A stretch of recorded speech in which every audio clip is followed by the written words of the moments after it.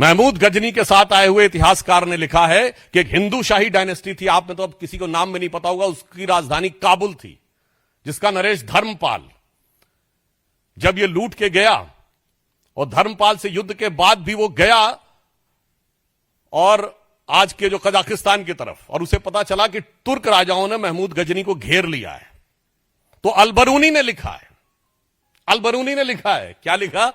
उसने कहा जब घेर लिया है तो वो धर्मपाल उसको कहता है कि मैं 2000 घुड़सवार, 10,000 सैनिक और 100 हाथियों के साथ तुम्हारी मदद करने को आने को तैयार हूं, मगर किस लिए? इसलिए नहीं कि मैं तुम्हें बचाना चाहता हूं, इसलिए कि तुम्हें मारने का संकल्प मैंने लिया था। तो मैं अपने अलावा किसी और को तुम्हें पराजित करते हुए और तुम्हें मारते हुए नहीं देखना चाहता।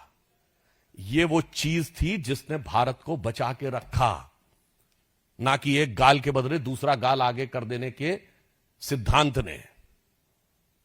इसलिए इसी के लिए श्रद्धेय अटल बिहारी वाजपेयी जी ने पूछा था, आज सोमनाथ जो दिखाई पड़ रहा है, माननीय प्रधानमंत्री जी ने जिन भाव की अभिव्यक्ति की है, वो दर्शाता है कि भारतीय संस्कृति की वो जीवनी शक्ति थी, वो संघर्ष शक्ति थी, जिसने दुनिया के सबसे बर्बर आक्रमणों को भी झेल कर अपने को बचा के रखा, जिसके लिए अटल जी ने लिखा था कि दुनिया का इतिहास पूछता रोम कहां, यूनान कहां है, घर घर में शुभ अग्नि जगाता वो उन्नत ईरान कहां है, दीप बुझे पश्चिमी जगत के छाया जब बर्बर अंधियारा, तभी चीर कर तम की छाती चमका हिंदुस्तान हमारा। और जो चमक थी उसकी अभिव्यक्ति सोमनाथ के प्रथम ज्योतिर्लिंग में दिखाई पड़ती थी। मगर अफसोस 1835 में मैकॉले ने जो विष हमारे दिमागों में भरना शुरू किया, 2035 में प्रधानमंत्री जी ने कहा उस विष से मुक्त करनी है। उस विष का, बहुत बड़ी विष बेल को काटने का प्रतीक सोमनाथ का मंदिर था। अब आप कहेंगे साहब बहुत इतिहास की बात हो गई, आज के कॉन्टेक्स्ट में क्या है? तो यह भी मैं बताना चाहता हूं, आप सभी लोग, विपक्ष के लोग बहुत बोले थे कि डोनाल्ड ट्रंप ने ऑपरेशन सिंदूर के बाद भारत पाकिस्तान की मध्यस्थता की बात कही थी और इसको लेकर हमारे विरोधी बहुत उछल उछल के बोल रहे थे। तो 11 मई 2025 को डोनाल्ड ट्रंप ने यह भी बोला था कि 1000 ईयर से इंडिया और पाकिस्तान के बीच की लड़ाई है और कश्मीर उससे जुड़ा हुआ मुद्दा है। तो मैं पूछना चाहता हूं, इन लोगों में से किसी ने सवाल किया कि 78 साल पहले बना हुआ देश में 1000 साल पुरानी लड़ाई क्यों है? ये वही 1000 साल की लड़ाई है जिसका 1000 साल आपको दिखाई पड़ रहा है। और ये मैं केवल अपने मन से नहीं कह रहा हूं, पूछिए पाकिस्तान की सरफेस टू एयर मिसाइल का नाम क्या है? Ghazni. Air to air missile का नाम बाबर, दूसरी मिसाइल का नाम गौरी। इसलिए जो इस देश में बैठकर मैकाले के मानस पुत्र और मार्क्स के मानस पुत्र, यानी जिनके दिमाग में एम फैक्टर बहुत घुस गया है, the Macaulay factor of 19th century and the Marxist factor of 20th century, और कुछ और भी आप लोग सोच रहे होंगे, तो आपकी बुद्धिमत्ता पे मुझे पूर्ण विश्वास है। तो उसका उत्तर भी एम फैक्टर ही है, यानी मोदी फैक्टर।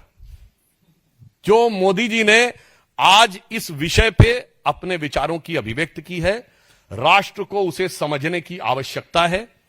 और इसलिए मैं कहना चाहूंगा, प्रधानमंत्री जी ने यह बात कही है कि यह अमृतकाल है 22 वर्ष का, और 22 वर्ष बचे हैं उसमें, 25 वर्ष का, और यह वो आधार बनाएगा जो 1000 साल तक भारत का मार्ग प्रशस्त करेगा। मगर उसके साथ साथ उन षड्यंत्रों, धूर्तताओं और कष्टों को भी याद रखने की जरूरत है जो हजारों साल से भारत पे हुए हैं।